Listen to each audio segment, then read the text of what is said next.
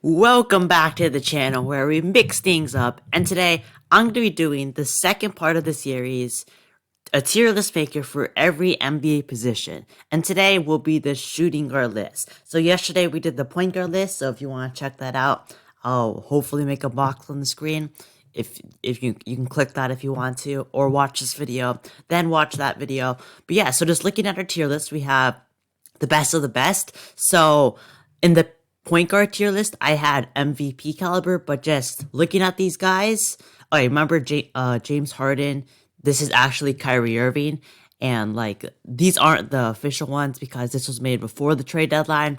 But because there's no MVP caliber guys, like I said, Harden's a point guard. I can't really put that tier list, so I'm gonna do best of the best. Then you got All Star, Borderline All Star, Good but not great, Average, and time to draft a new one. So make sure to like and subscribe, and let's get right into it. And we first start off with Devin Booker. So it's either, of course, best of the best or all-star.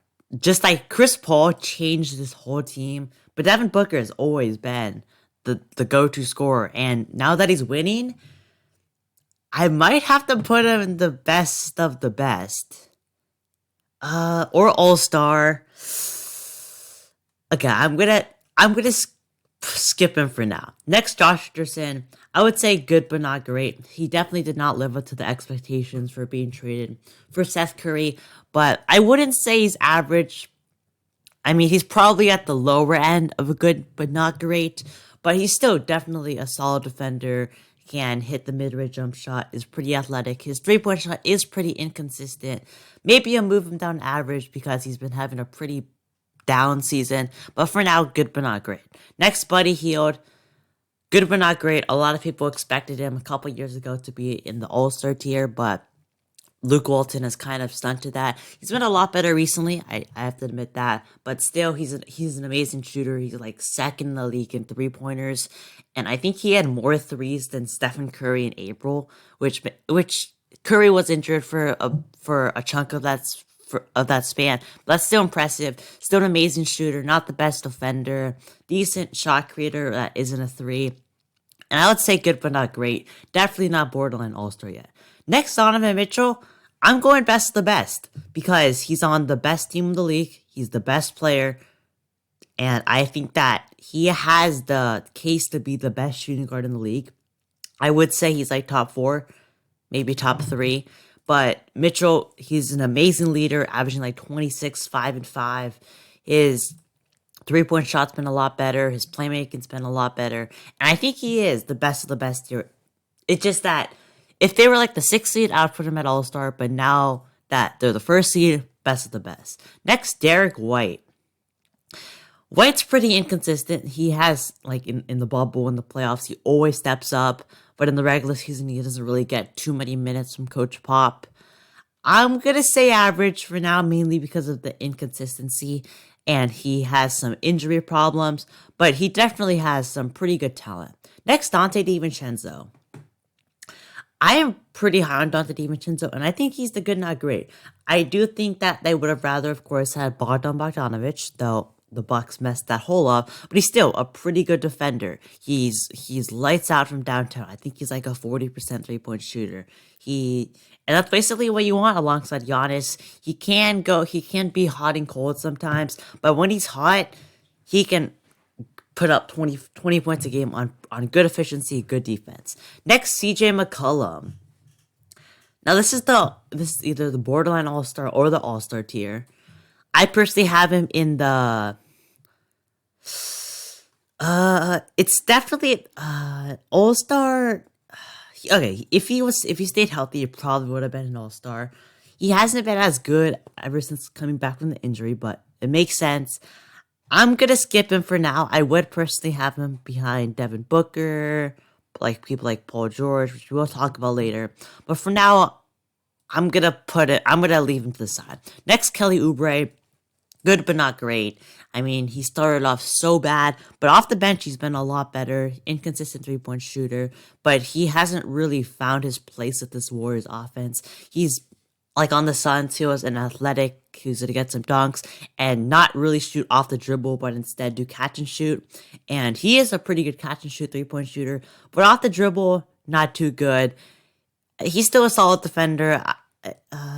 Yeah, definitely not good, not great. In the start of the season, he would have been average, but he's still a pretty quality NBA player. Next, George Hill. I think this was before the OKC trading him to the Sixers. So I'm pretty sure it's Theo Maledon. And I'm going to say Theo, out of all of these shooting guards, he's probably the worst one. Maybe Wayne Ellington's worse than him. But, okay, remember this is not George Hill, it's Theo Maledon. I'm going to say time to draft a new one tier. I would say he could be a pretty good backup, but he's definitely a solid contributor to this team. He's been pretty good this season, especially as a second-round pick. But I can't have him in the same. Derek White is better. All of these guys are better. He's just young. Next, we got this. Remember, this is not James Harden. This is Kyrie Irving. Best of the best. I did a poll who's the best shooting guard in the league. Kyrie Irving won it by like 40%. And then it was like Paul George, Beal, Booker, Mitchell. But yeah, definitely Kyrie. He's been so good. Probably going to make an All-NBA team.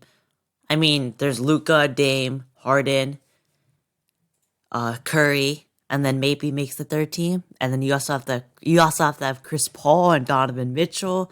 Maybe he won't, but definitely best of the best. Next, Marcus Smart. I'm gonna put him in the good but not great tier.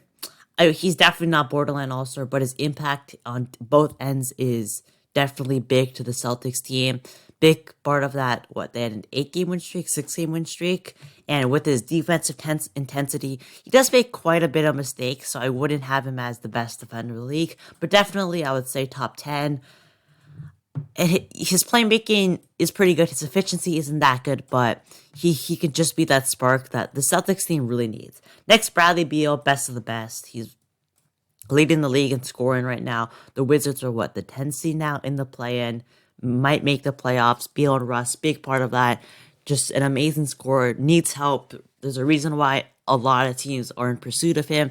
Beal is just best of the best, no doubt. Next, Dillon Brooks.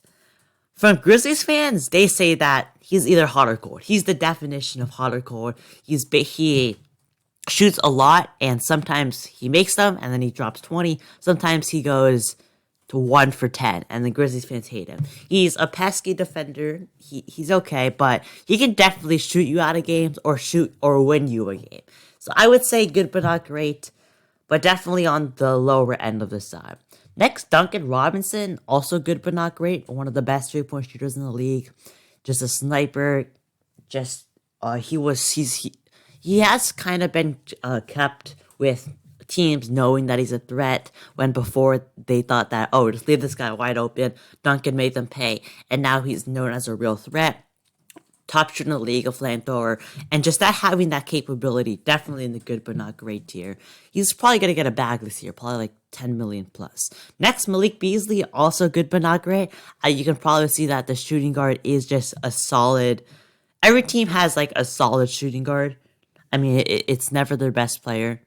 I mean, Harden, but just like, and Mitchell, yes, they are, but, this is actually Kyrie, no, but Mitchell, yes, but this is just a solid tier. I mean, Malik Beasley, 20-point per game scorer, can play off and on the ball. Definitely going to be a good piece for this Timberwolves future. Next, Eric Bledsoe. I hate Eric Bledsoe. I hate watching him play. He's averaged here. His defense has been a lot worse. He's averaging like 6 points per game now. He can't be on fire from 3 sometimes, but he just isn't good anymore. I would have all of these guys over him. I hate watching Eric Bledsoe play. Next, RJ Barrett. Good but not great. And at the top tier of that, I would put him over Duncan Robinson, DiVincenzo, maybe not Smart, or probably over Beasley in the same. It's very similar to Beasley, but he's definitely been a lot better from his rookie season. He's the second best player of the Knicks, 4th seed right now, and he's definitely been really underrated. Definitely has a really good future in the league as potentially a really good second option to Julius Randle. Next, Evan Fournier. So I'm pretty sure this is the Magic. Oh, I'm pretty sure Gary Harris is the starting point guard now, starting shooting guard. All right, so this is Gary. Okay, Fournier. This is the Celtics, but they're already have Marcus Smart here. So this was made before the trade deadline. So okay, so we're just gonna say this is okay. How am I gonna do this? Okay, I'm just gonna assume he's on the Celtics. It's okay, but Evan Fournier definitely a good but not great tier. Definitely a good solid player. He does kind of choke in the playoffs, but still gonna give you an efficient 16 points per game off the bench. Definitely a good pickup. I would say the Celtics could have got some bigger fish, but still a solid player. Next, Gary Harris averaged. He looked really impressive in his first couple years, where he was a 17-point per game, all defensive guy, but his offense has really taken a step back, especially his 3-point shot. Still a really good defender, but he probably doesn't have a future with the Magic. He's probably gonna sign with like a team that needs defense. He's definitely an average. I mean, I would have all of these guys over him. Even DiVincenzo, Kelly Oubre, Dylan Brooks, definitely. He's definitely at the top of the average tier. Definitely overpaid, but still an average player. Next, Seth Curry. Good but not great. I mean, definitely at the top of that. He's one of the best 3-point shooters in the league, like Duncan Robinson.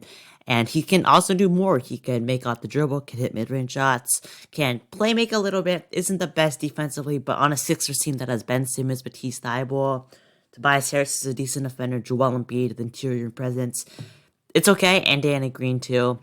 He doesn't have to be an amazing defender, but definitely an amazing pickup for the Sixers, and can definitely win them a playoff game. But if he goes cold, that's gonna be really bad for them. Next, Fred VanVleet. I'm gonna say borderline all-star. He's been the best player on the Raptors. Oh, I guess yeah. Pascal's kind of having a down year. He of course dropped 53 points, I think, or 50 something, and Kyle Lowry in and out of the in and out and playing and all those trade rumors. But Freddie, definitely a long-term piece. I think he's like 26, 27. Could definitely be a good piece going forward. Next, Terry Rozier. Borderline All-Star? Okay, I'm not going to say borderline All-Star. I'm going to say the top of the good but not great. He's been really good this season, living up to his $19 million just getting paid from the Hornets. Definitely a really good player as a shooter, playmaker, driver around the just going around the rim. Definitely been a big part of this team. Been the most consistent player on this team with injuries, and he's a really good fit alongside LaMelo Ball, and probably will be here long term. Next, Zach LaVine, All-Star. He made the All-Star team. He's been out with the virus, but he's definitely the franchise player for the Bulls. Hopefully doesn't leave in 2022 free agency. If he does, that's going to suck. But definitely an amazing player, all-star. Proved everyone wrong this season. Definitely in the all-star tier. Next, Colin Sexton, borderline all-star too. I recently made a video about him, about the most underrated star in the league, or young star in the league.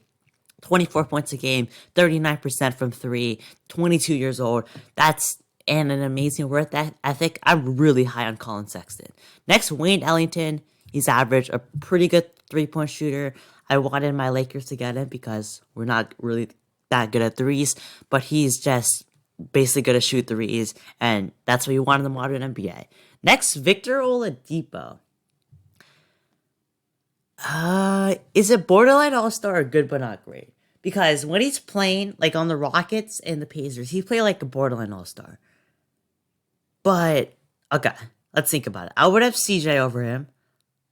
I would have him and Karras on the same level. So, okay, I'm going to put Karras and VO in the borderline all-star, though. I would have both of these guys on just better than them, but VO needs to stay healthy. But when he's playing, a pretty good playmaker, good defender, decent shooter, is a pretty good playmaker. Karras hasn't really been that good from 3 for the Pacers, but we know what he can be as a playmaker. And this Pacer team just needs consistency. He did get traded, of course, and that probably saved his life, but Karras definitely a big part of this Pacers team. Next, okay, so we have Paul George, best of the best. I would say he's the second or third best shooting guard in the league. He's definitely been proving everyone wrong. In the regular season, we haven't seen anything from the playoffs yet, so you never know if pandemic P is going to come. You never know, but hopefully it can be good in the playoffs. This Clippers team looks like a threat, but they looked like a threat last year. Paul George been really good, on fire. He won Player of the Week maybe last week, 2 weeks ago. But I watched a couple Clippers game. He's looking like every game the best player on the floor, even when he faced like the Suns. He's a really good 3-point shooter this year. Mid-range has been stellar, and defense will always be there. Okay, CJ McCollum, I'm going to have him in the All-Star tier mainly because, okay, I would have Zach LaVine over CJ, but if CJ didn't get hurt, he would have made the All-Star team. So I think I'm cool with having CJ here. Next, KCP is an average 3-and-D player, stepped up in the playoffs, average. Cam Reddish, he's also average, a bit young, can't really stay healthy, hasn't taken the efficiency drop or stats that we expected, but still has a pretty good future in the league. And then Devin Booker. I think I have to put him in the best of the best, though I would have him behind these 4 guys. Though I would have him over Zach LaVine and CJ. I think I'm going to put him in the best of the best, mainly because of the second seed, and he's arguably the best player on the team. And yeah, that's going to be my tier list. So best of the best, Kyrie Irving, Paul George, Bradley Beal, Donovan Mitchell, Devin Booker. All-Star, Zach LaVine, CJ. Borderline All-Star, Colin Sexton, Freddie. VO, Karras. Good but not great, Terry Rozier. Seth Curry, Buddy Hield. I remember these guys are close to borderline All-Star, but not there yet. Especially Terry, Seth, Buddy, and Smart, and even RJ. And then you got Fournier, Josh Richardson, Malik Beasley, Dante DiVincenzo, Kelly Oubre, Dylan Brooks, average, KCP, Gary Harris, Eric Bledsoe, Derek White. I mean, maybe I can move it up, but I need to see some more consistency. Wayne Ellington and Cam Reddish, and time to draft a new one, Theo Maledon, mainly because he's a rookie. And with that being said, that's going to be my video. Make sure to subscribe to the channel, comment down below your thoughts, and I'll see you next time.